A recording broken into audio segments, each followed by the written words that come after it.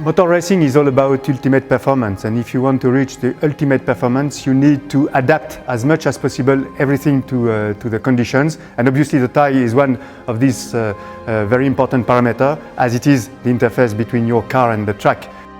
All the forces, moments and impressions from the track to the driver, and from the driver to the track in the reverse order. When you look at tires, it's obvious sometimes that the tread are different, and the tread are different because the purpose of the tires are different, used on tarmac, on gravel, or used when it's dry or when it's wet. So that's the reason why there is a difference between the treads amongst different type of tires. We are a 125 years old company. 125 years ago, a veterinary invented the tire, not a motorcycle or motor car engineer, a veterinary. And I think that tells you a lot.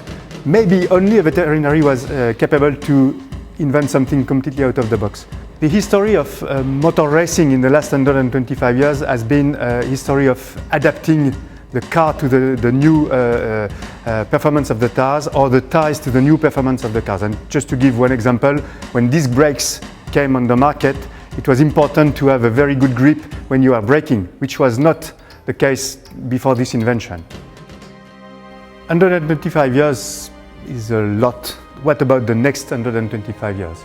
The challenges are in safety, performance, and obviously efficiency, because it's the trend of today's industry.